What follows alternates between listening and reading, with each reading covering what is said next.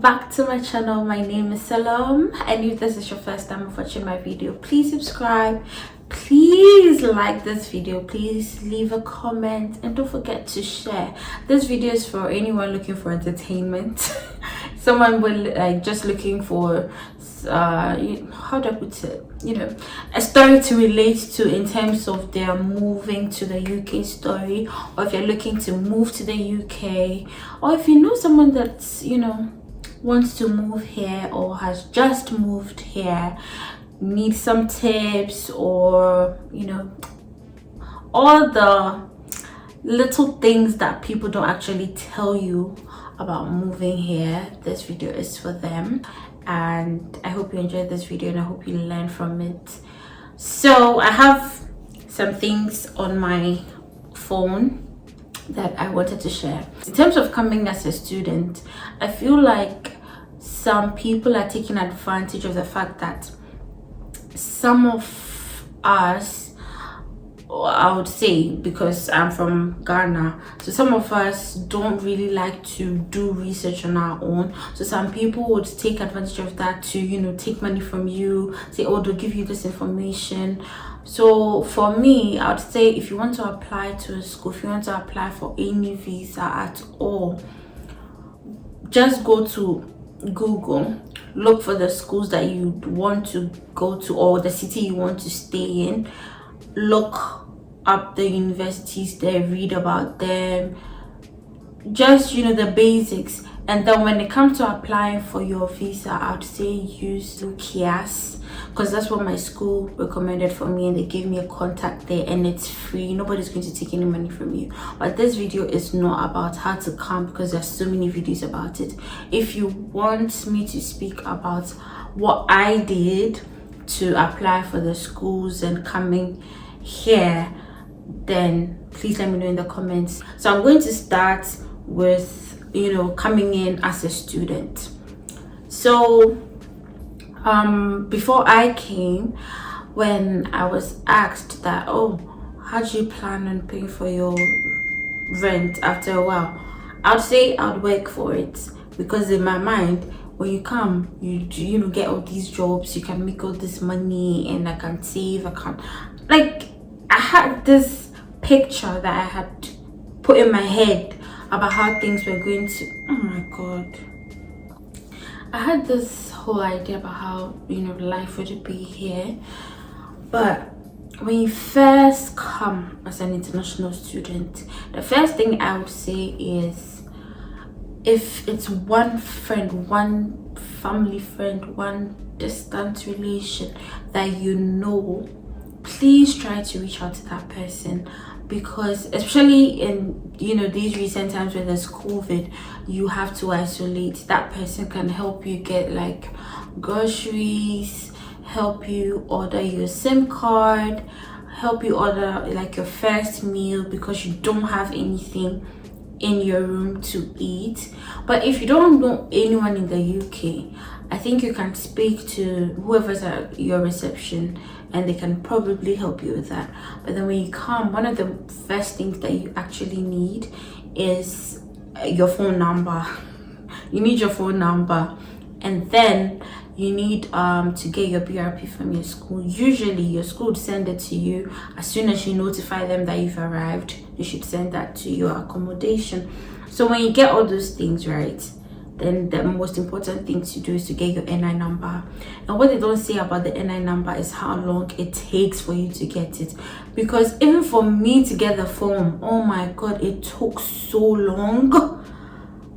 It took so long to get the form, and then from there you now have to wait to actually get the number.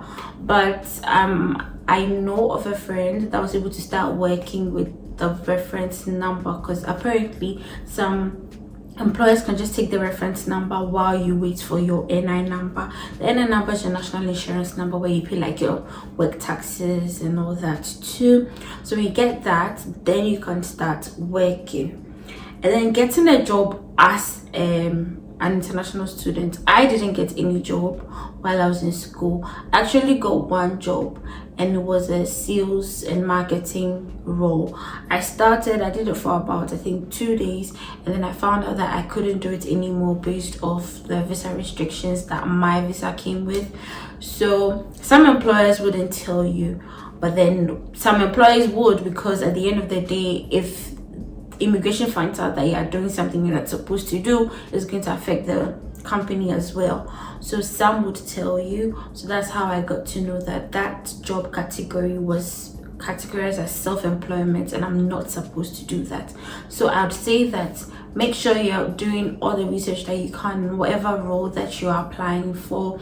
Make sure that you stick to your 20 hours, especially if you're looking to stay after some time in the UK. I think one that people make a lot of money with is like the care jobs and the warehouse jobs. Apparently the warehouse jobs are like really stressful and tiring, but you get to make a lot of money. So if you're looking at the monetary side, like I don't think suffering will be any, like, you even think about it, because at the end of the week you're going to make a lot of money. You can use it to buy paracetamol. When you get your first phone number, right, if you don't have your bank account open at that time, you'd need a voucher to be able to make calls to call the for the NI number. Apparently the NI number is even online now, so you don't have to go through that stress as like we did.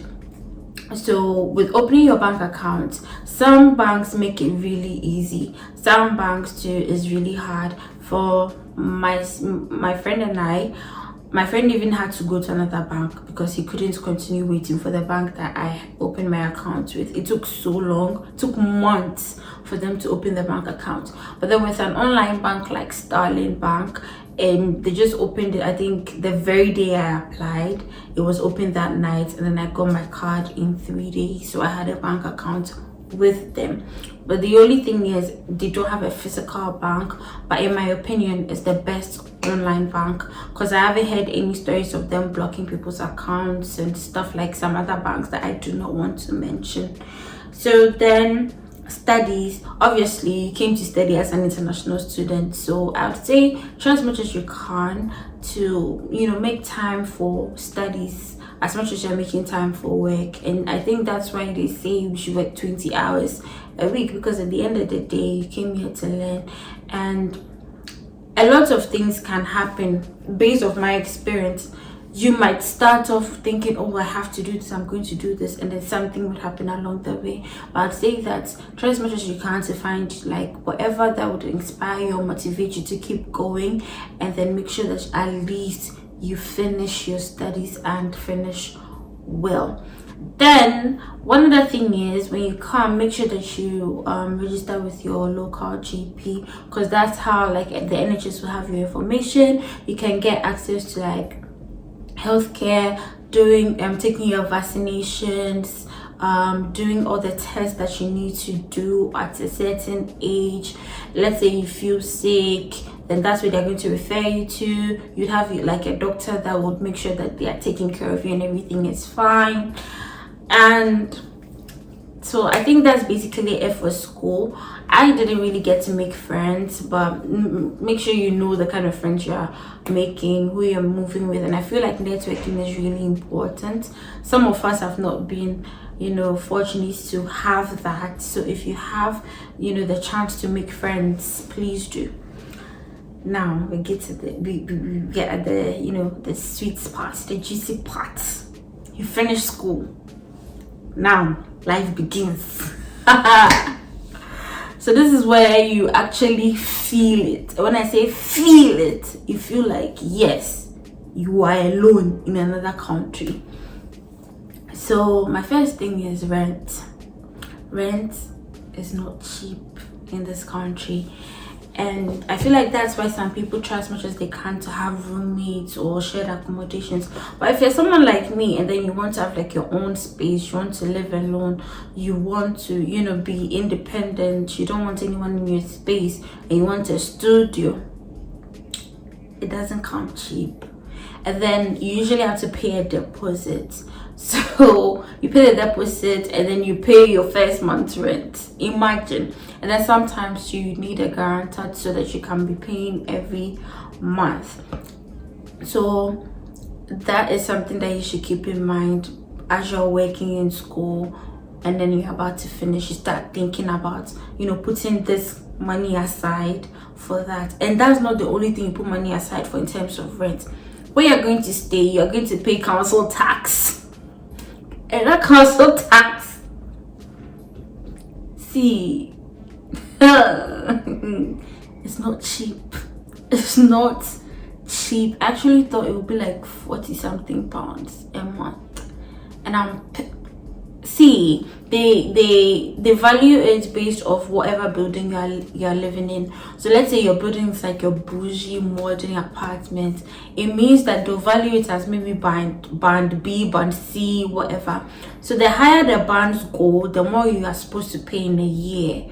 But then the good thing is they'll split it for you. But still, if you're doing certain jobs, it's still going to be hard to pay your rent and then pay for your council tax. Some places would ask, let's say some buildings would say, oh, every bill is included. If you find buildings like that, please take it, because utility is not cheap. And so for my place, I pay £30 every month for just electricity. That's the only thing I pay for, and I'm really grateful, because when I listen to how much people are paying and how they're struggling, I don't have that money. So another thing is saving money. I feel like some people think, oh, you're making all this money, but then when you take out all these things you are going to pay, even before the end of the month, you might not even have anything left of whatever you get from the job that you're doing. But then I'd say that at least every week, try as much as you can to save as little as you can of whatever salary that you're paid. And one thing that I think people don't mention too is the pension and then the NI tax that they take from our salaries. By the time you get the money that you work for at the end of the week, your heart, your chest, like you feel the pain when you see the amount of money they've taken out of your salary. And I've even heard from friends that what they take from mine is chicken change compared to what they take from theirs. So it even depends on the kind of job you are doing and how much you're earning, and if you're working for an agency, it involves a lot. So just know that, let's say if you're expecting £200 at the end of the week, just do your budget as if you are going to get 150 at the end of the week, so that if it's more than that, you thank God, you're happy, you have more money, you can put aside for something important. And when you're saving money every week, try as much as you can to put, if you have like a bank like Starling Bank, you have spaces where you can save money on the bank app and you don't see it on your main balance. So I'd say if you have something like that, you can put money aside for maybe something you want to buy.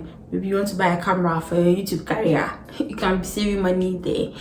And if you want to be sending money back home into your African bank accounts, because obviously when you send money from pounds to your local currency, it's going to be a lot of money. I'd say do that. And then my cousin recently recommended one for me. It was Tap Send, and then they gave me £5 for free when I tried to send money to a bank account in Ghana. So I'm going to leave my referral link, so that when you use that referral, you can get £5 too. And then when you also refer others, they can also get £5, if that makes sense. So I'd say something like that is good. And then I got the money instantly, it didn't take long. The exchange rate was also quite good. So I'd say if you have something like that, it's not every day or every month that you get that kind of money to send back home, or you'd be able to save. But even if it's £10, even if it's £5, please do. And please cut on your shopping, like buying clothes, buying things, unless it's like really important, you need it for work or something. Please don't. And if you do, Go to places like Matalan. Matalan has a clearance store plus their main shops. Go there. They have really cheap, good stuff. Then Primark. These 3 places, they are rich. You can start going to River Island, you can start going to Zara, you can start going to Next, you can start going to H&M. You know, you can start doing all those big girls, big boys things. Then the next thing is buying food. See, everything looks nice, everything looks appetizing, but you cannot eat everything. You can't, especially with the palates that we have, with the things we are used to. There are some things here that when you taste it, oh my god, you're going to feel sick. And I remember the first time I tasted meat that tasted like meat, I got tears in my eyes. I was that happy that I finally ate something that tastes like meat. And getting your groceries and stuff. So if you want utensils and like, you know, those basic things that you need in your kitchen and your home, some people say maybe go to Asda. For me, I'd say Asda is expensive, but if that's what you have close to you, do that. But then if you want utensils, like proper utensils that work with all kinds of herbs, go for Wilco, go from Home Bargains. And when it comes to like, see, don't make the mistake we made. If you want brush to sweep your room, go to the corner store in your area. That's cheaper, because I bought my own for 7 point something, I think, in Wilco, and then went to Frank's area, and then we saw one for 3.5, and it was even bigger and longer than what I had. So please, when you want to make a purchase, don't just go to one store and then go and buy things from there. Go everywhere. And then another thing is how the system knows you. I feel like people have mentioned this in their videos. It cannot be overemphasized. Sometimes you make a call, the only thing they ask for is your name and your date of birth, and that is it. They'll see where you stay, whatever you've been doing. Even when it comes to, I think, jobs, I'm going to get there, they know these things, so you can't lie. And that's why sometimes when you're applying for like your visa and stuff, they ask you all these things. I feel like sometimes they know, they're just asking for formality's sake. In my mind, that's what I think, Sha. So when you're applying for things, make sure you're truthful, make sure you remember what you're putting on every form, and then you're good to go. And then when you're buying food, right, I feel like I'm going back and forth, but like buying food is nice. Let's say you buy something that you love and then you start buying from that restaurant. The money here, you think it's something small because, oh, you're buying something for £6 instead of maybe 10,000 naira or 10 cedis or 100 cedis. So it's as if, oh, small. But when you add it up, it's a lot of money. Plus, one thing that happened to me, I think in Leicester, right, when I buy from Burger King, I don't remember seeing that I was paying any tax on what I was buying. But then here in Liverpool, I went to buy burger, and then I was paying a tax on it, so it was more expensive. So be careful when it comes to buying food outside. Try as much as you can to always cook, and then once in a while, once a week, you can treat yourself. Then the accents here. See, I thought I understood accents till I got to this town, and my mistake was I actually didn't look it up. I didn't watch any videos listening to anyone here, because I thought it's just the Scottish and I think Newcastle accents that were different.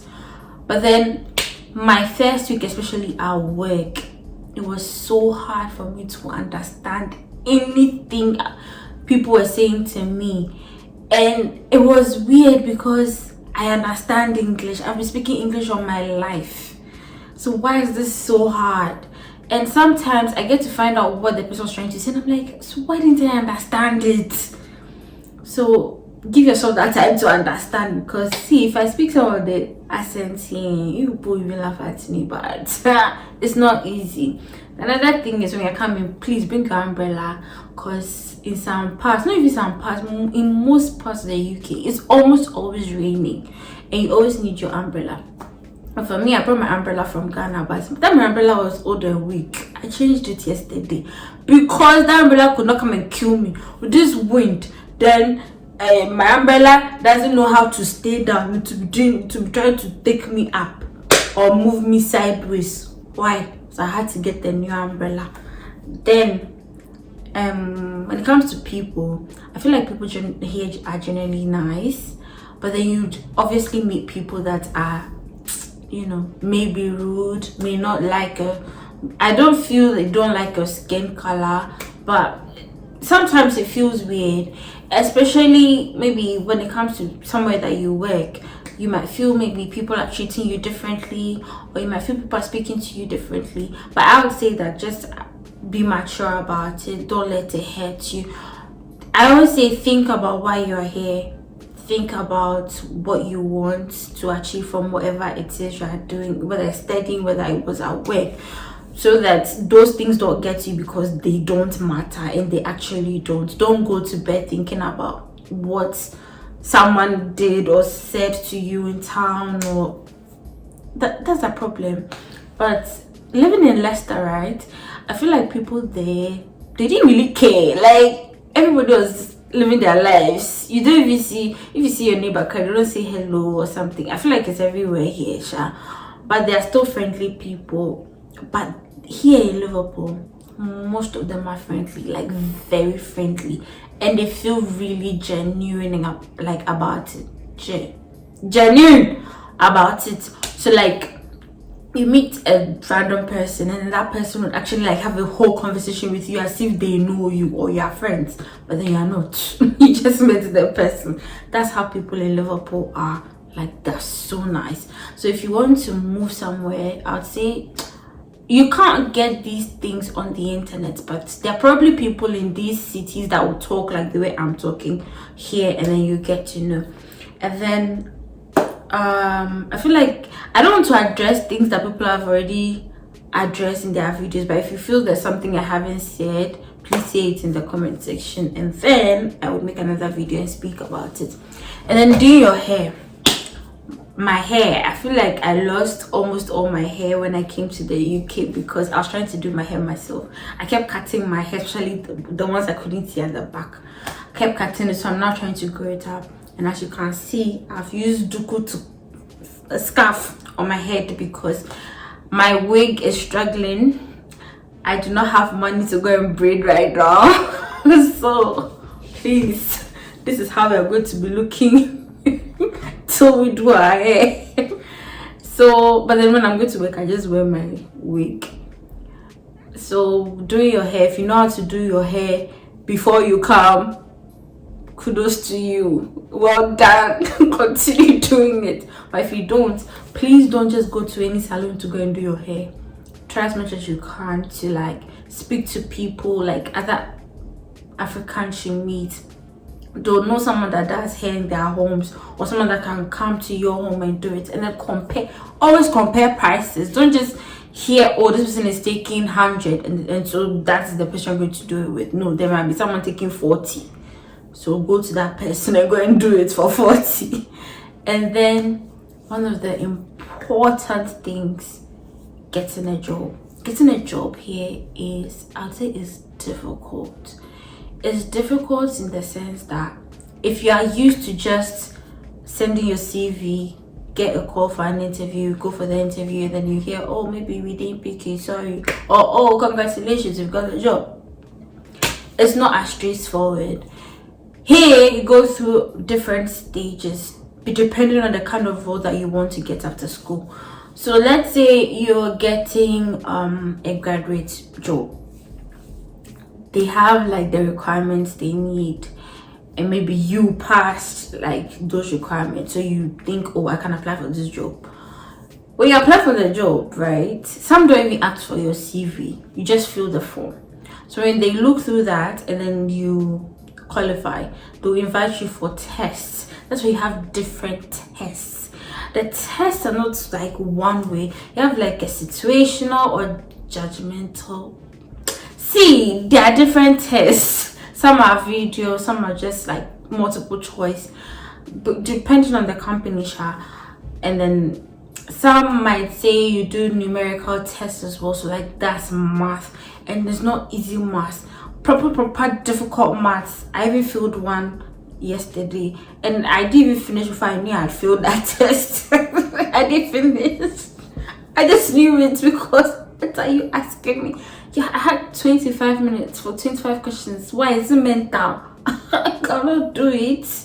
So it's not easy. Let's say you pass all those tests, right? You pass all those scenario tests, you pass the judgmental and all those words, you pass them. Then the next part is a video assessment. Let's say you pass the video assessment, then you now go to another assessment center depending on what role you apply for. But some, if there's no assessment center, then you now have like a proper interview where you meet the panel, and that can go different ways. If you want me to go into detail when it comes to this as well, please leave a comment. But with that as well, I've read where they'll make you do more tests on that video call, but some of them, which is like the ones I've had, they would ask you different questions. Some might be like the test that you had before the interview, so it's like you know that how to answer those questions. And if you pass that, then that is when you get an offer to do the job. And then when you accept the offer, it does not end there. You now have to do a pre-employment check. So that's one, I think they check your background, they check your criminal records, they check for like where you stayed, they check I think your credit. I don't really know much about credit. I'm now going to look into that, but they check all those things, and then when you pass that is when you can actually get a date to start work. And what else haven't I said? I feel like I've said everything.